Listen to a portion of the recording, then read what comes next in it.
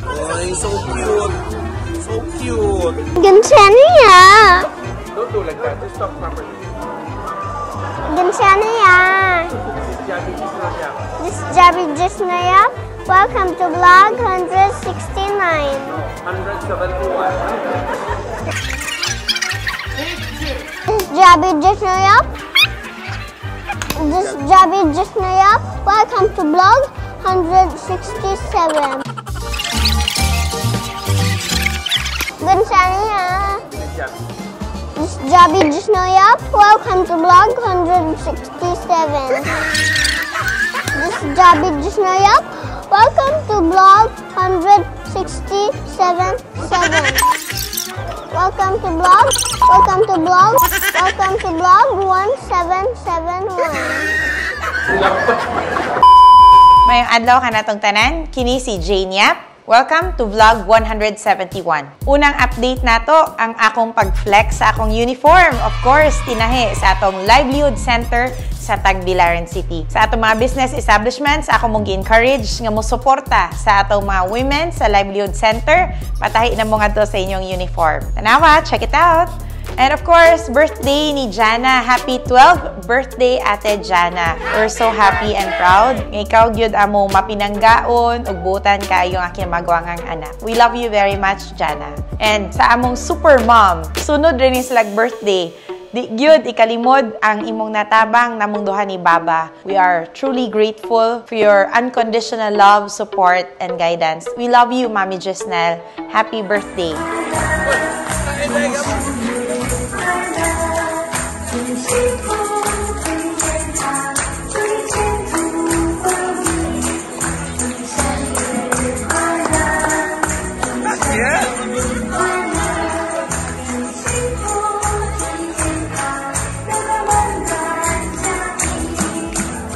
Tanaw po ta og Coldplay concert. Usa ka bucket list ni Baba Yap. Salamat sa holding hands while walking og sa atong date. Panagsa, kinahanglan gyud i-rekindle nato ang kaminyoon. And I'm so happy nga usa sa ato ang ocular inspection ngadto sa Philippine Arena daghan tag nakatunan para sa atong Tagbilaran City Coliseum. Kaning atong mga nakatunan ato gyud ning buhaton para sa atong Tagbilaran City Coliseum.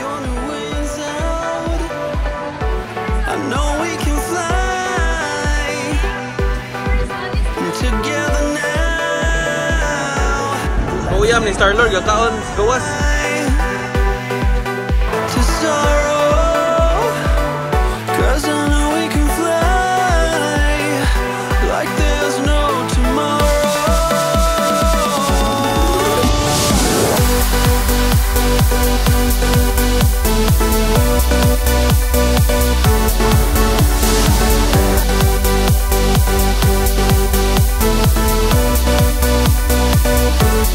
Let's say goodbye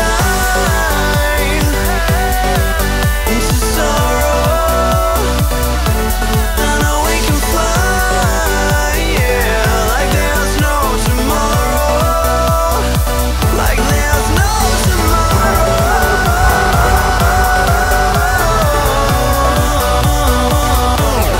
No tomorrow.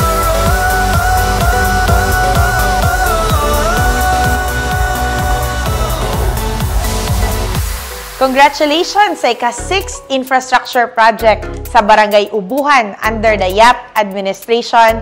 Kuyog nako Kap Mary Jane Ruiz, blessing sa atong stage and SK and Youth Building ngadto sa Barangay Ubuhan. Ug sa akong likuran, makita ninyo ang bag-ong building sa Barangay Ubuhan. Ika number 6 nga building nga atong gitukod under the YAP administration. Mapasalamaton kayo ko sa daghan kaayong infrastructure projects nga atong gibubo sa Ubuhan kay nakita gyud nato ang pag-asenso pamor sa atong barangay.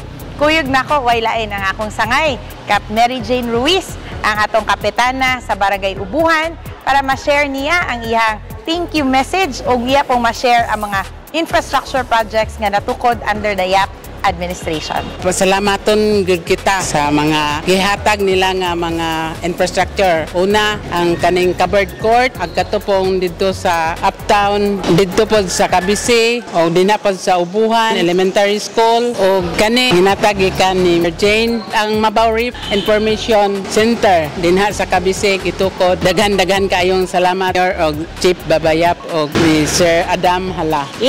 So, nakita ninyong nadungog ang ato ang kapitana sa Barangay Ubuhan, Mary Jane Ruiz. At ang uban pa na itong mga updates, Asenso Pamor, Tagbilaran City. Nag-turnover ta sa Poblasyon Ono Multicab, kuyog si Kaplus Kyobe, ang atong mga kagawad, ug SK JK Madanggit. Ning bisita ang AirAsia sa atong buhatan sa city government para hatagan tag-update sa dugang development nga ilang buhaton dire sa atoang pinalanggang lalawigan sa Bohol. Apil na ang local flight to Davao and Clark ug ang international flights puhon-puhon. Congratulations AirAsia! Padayon ang atong ligong pagtinabangay. Opisyal natong giabrihan ang PTK Motor Parts, kani siya usa ka produktong livelihood sa atong ICM TODA. Congratulations Pastor ug sa tanan natong mga TODA members.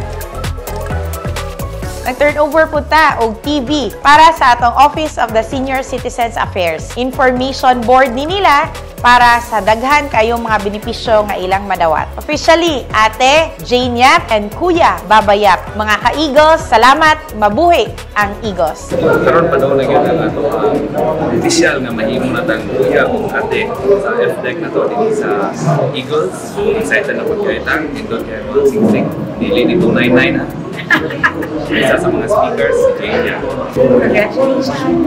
Congratulations mga kauban na kung may takan ug excited na kayo ta sa mga future mga partnerships na pinasa community service nga pangatag na to dili lang sa Tagbilaran City kundi sa buong probinsya sa Bohol.